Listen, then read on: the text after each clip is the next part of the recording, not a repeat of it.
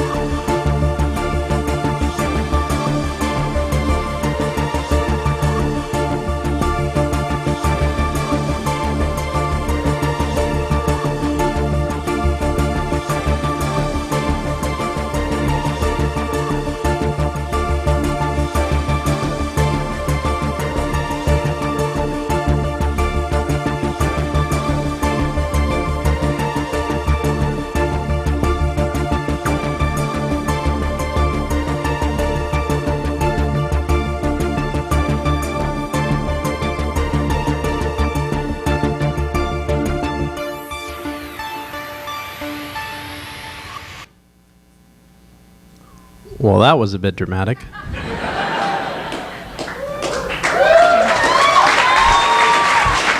All right. So I am Jacob Hummel. I am a PhD candidate at UT, where I actually study the formation of the very first stars in the universe. So that movie we just watched, that was a simulation. That was a beautiful, theatrics aside, that was a beautiful simulation from the Illustrious collaboration.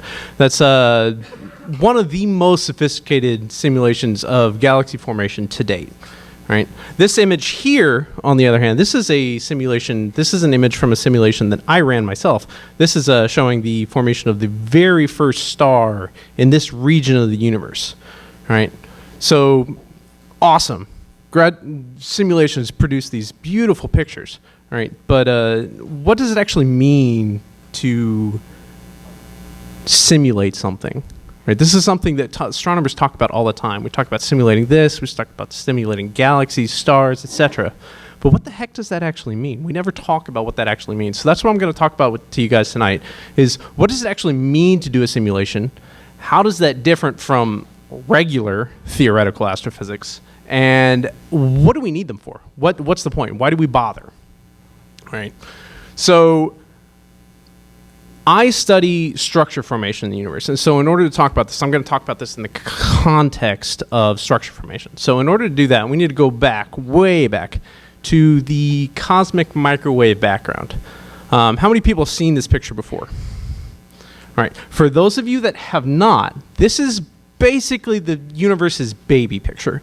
This is direct observational evidence that we've taken with telescopes that shows basically the state of the universe at roughly 400,000 years after the Big Bang. Now, you see a lot of differences between different spots in this. There's a lot of structure in this picture. But the contrast on this image has been turned way up. It turns out, in reality, the difference between the darkest spots on that image, the dark blue spots, and the brightest red spots, is only 1 part in 100,000. This is very tiny. The early universe is actually very, very smooth, very uniform. There's not much going on. It's actually, honestly, really boring, right? So, and then contrast that to the universe today, right, where we see all this beautiful structure. We see galaxies. We see gas and dust inside those galaxies. We see that gas and dust making stars. We see planets orbiting those stars. And those planets have people, you know? So, Basically, the question I'm trying to answer in my research and in general is, how did we get to now? All right, this is from September, but it's good enough. All right. So we know a lot of stuff, right? We know what the universe looked like very early on from the cosmic microwave background, like we just talked about. We know how gravity works. We know that from general relativity, right? That tells us that space is curved, mass curves space. We get gravity waves, cool stuff, right? We also know how stars work. We understand gas physics. We understand how thermodynamics works, et cetera, et cetera, et cetera. All right, so we know all this stuff. So why don't we just calculate things directly? If we understand everything, we have math to understand everything that's going on. Why don't we just plug into a formula and calculate exactly what the universe should look like today, right? It turns out we can do that to some extent, right? These equations are the simplest possible form of the coupled set of differential equations that you have to solve just to understand how gas moves under the influence of gravity.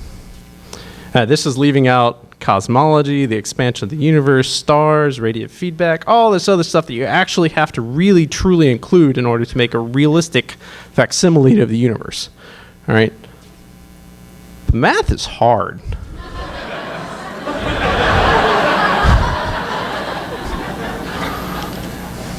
Now, I'm being a little bit facetious when I say that. And what I mean by that is that it's not just a question of pen and paper.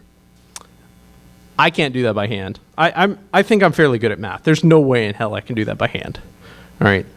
But to be honest, we can't even do that with a computer. All right? The problem is that these simulations, this set of equations, right, it allows us to predict forward in time, basically the state of the universe, but only up to a point. Once you get past a certain point, the behavior of any system like that becomes nonlinear, which is basically just a fancy way of saying that we can't predict the end state of the system from the initial conditions. So math won't work, all right? The problem is we don't have the math necessary to understand this and to explain it, all right? So we need something else. We need something better, all right? In light of the fact that spring training starts this week, let's use a baseball analogy to understand this. All right, I have a little ball here. I am going to, if I throw this ball, I can predict where it's going to land if I know exactly the velocity and exactly the direction in which I throw it. It's harder than it looks. Get back.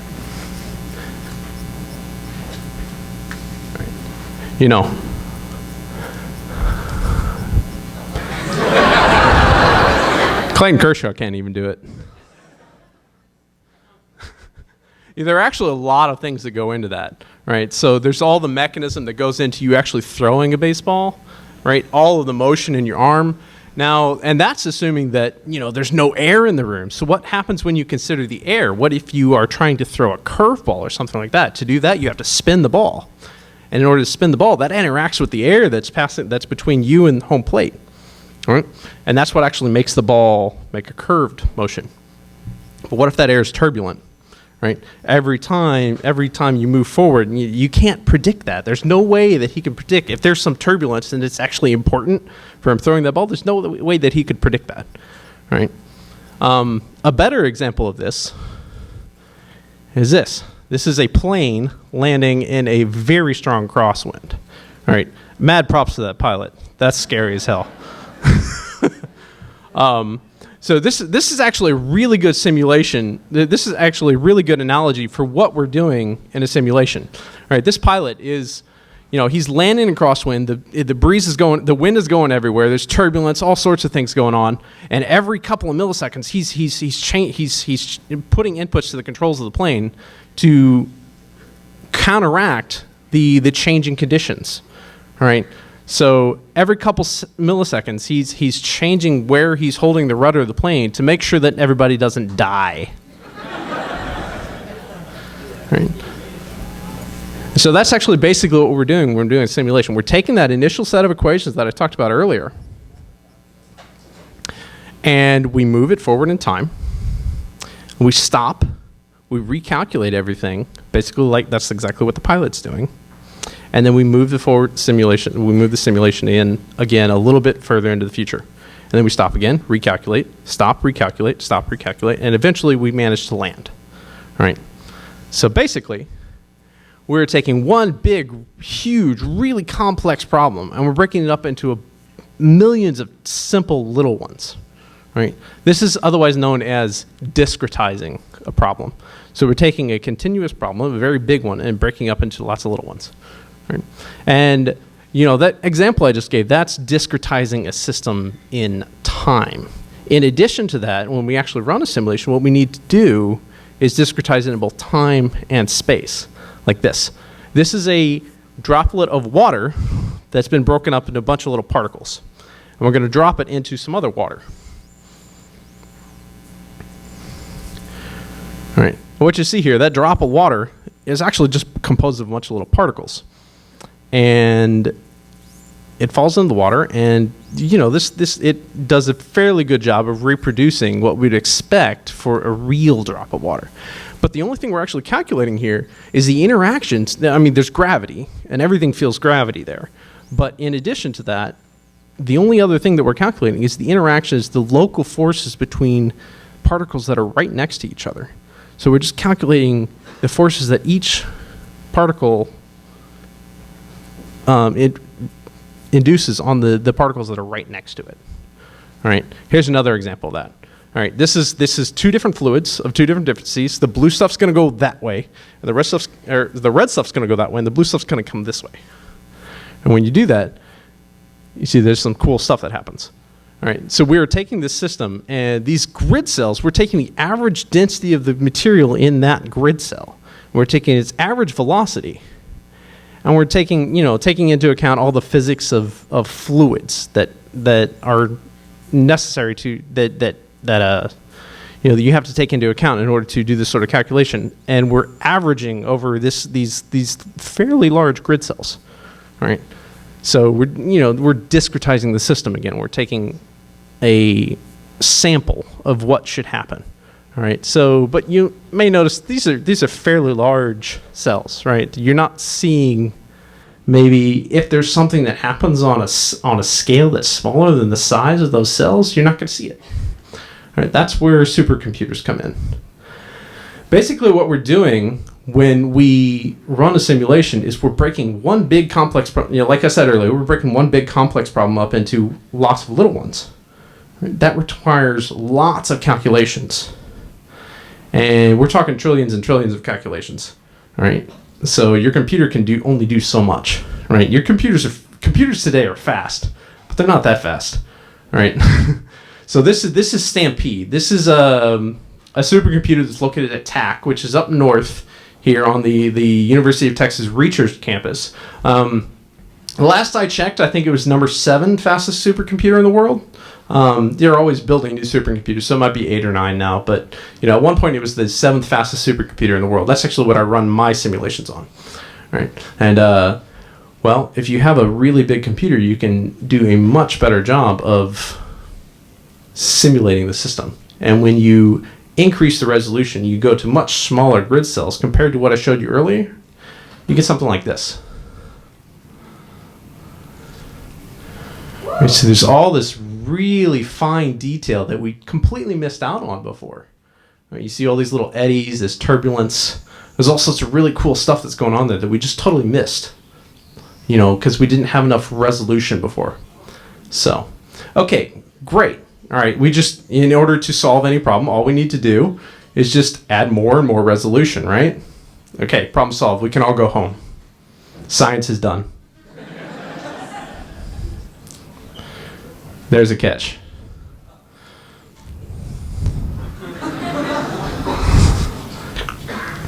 All models are wrong on some level. All right. So in order to do that simulation, we're assuming some things. All right. There's always going to be some physics that we don't have included in our models because our models don't necessarily. There are things that we just straight up don't know, right? To quote Donald Rumsfeld, there are known unknowns, and then there are unknown unknowns. Yeah, there are lots of unknown unknowns in science. You know, but in addition to that, in addition to the fact that there's physics that we know that we're not including, unless you have infinite amounts of computing power to do with these simulations, you always have to take shortcuts, make sacrifices somewhere. So, for example, if you have a problem that's really big in scale, all right, like you're trying to simulate a huge patch of the universe, right, something big enough to tell us things about very extreme events, right, like a gravitational wave signal like we just saw with LIGO that was September. It wasn't a couple weeks ago, but we just heard about it last week, right? So to manage to do a simulation where you see something like that, you have to go to relatively low resolutions because you just don't have enough computing power. There's not enough computer time in the universe at this point, right? On the other hand, if you want to get really fine detail on a very specific problem, this is actually what I do, and I'm trying to go from cosmological initial conditions all the way down to the formation of a single star. You can't look at a big region of the universe. You have to focus very closely on a very specific region of space. All right, and so you're losing a lot of information about things that are out there at large scales. So there are always shortcuts. And this is actually one of the most important skills for a computational physicist to have, is the ability to discern between what's important and what's not. What can you ignore and what do you need to include? Right? Because there's always going to be something that you have to leave out. However, we're actually pretty good at this. So this is a short video showing a simulation of two spiral galaxies colliding. And then we're going to compare it to some Hubble images that look really, really similar. So we're going to continue letting this thing go forward in time. Or we're going to let the galaxies start to interact. We're going to stop it. I was a little early. All right. And we're going to rotate it. And then we're going to look. And we're going to see that we found another Hubble image that looks almost exactly like that. So this simulation is telling us something very, very interesting about the universe, right? All these really weird looking galaxies that we see, all these really irregular things. Well, what's going on? Oh, well, these are galaxies that are in the process of merging. They're two spiral galaxies that are then merging, and eventually they're going to form a elliptical galaxy. That would have been really hard to figure out without simulations to help guide us, right? So that's one instance where simulations help us understand observations. All right. On the other hand, if we run a simulation and it doesn't match what we see when we go out and look at the universe, and that tells us something very interesting, very powerful about what's actually going on in the universe and about our assumptions, right? So if we run a simulation with a set of assumptions, and then we go back and we compare that to observations and it just doesn't match, well, observations always win. All right, that is the universe. That's what the universe looks like. All right, and if we can't match it with our simulations, that means there's something that's missing from our understanding of physics. So that says go back and look at the physics, and maybe we'll find something interesting. So to sum up, all simulations are models. All models are wrong. But some of those models are really, really useful. Thank you.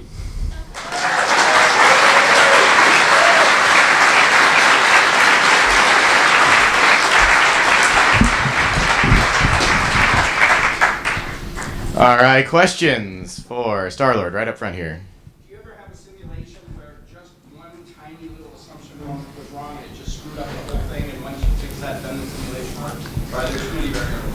So the question was, do you ever have a simulation where you just get one little thing wrong, and then everything breaks? And the answer is yes. That's like 90% of my time.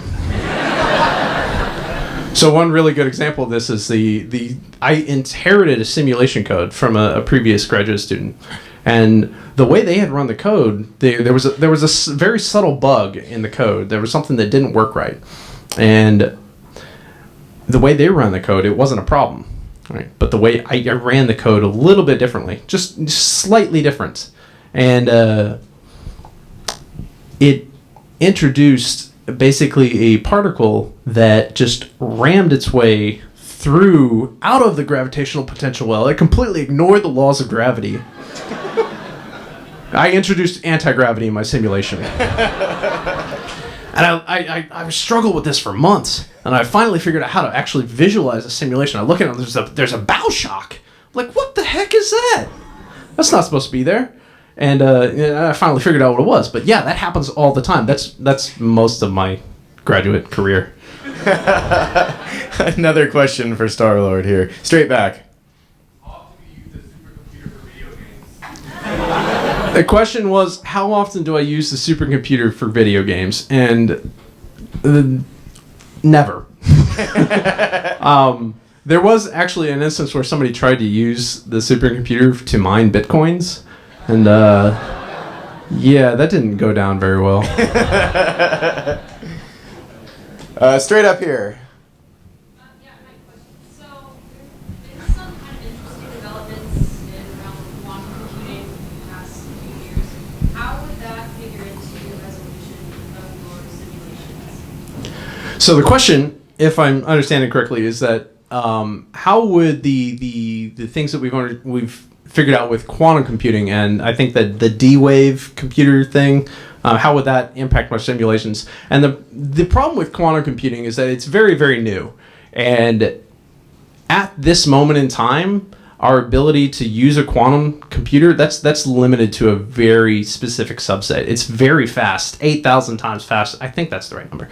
8,000 times faster than a regular computer. But that's only for a very specific problem. So eventually, we'll be able to take advantage of quantum computing, and we'll be able to do things a lot faster. But for the moment, it's not really very useful.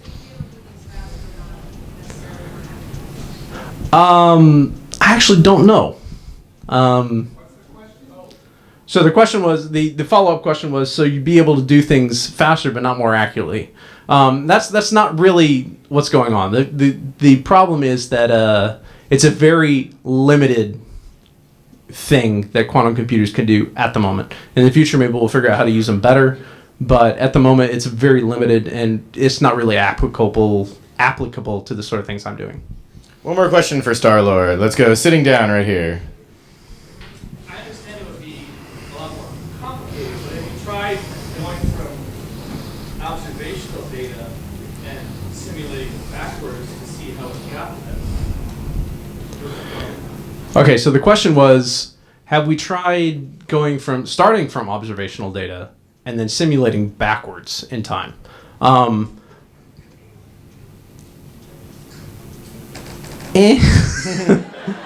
That's actually a really hard problem to do, because there's so many things that go into it's not a linear system where you can just say, okay, we're here now, turn the clock around and go backwards. It's very complex. There's a lot of chaotic behavior, so you can't really turn the clock backwards in a simulation of this sort.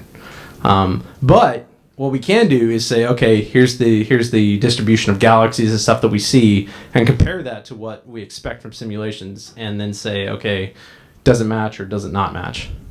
So, all right, I think we're out of time for questions. If you have further questions, feel free to ask me via Twitter, and I will do my best to answer offline. All right, let's thank Star-Lord one more time.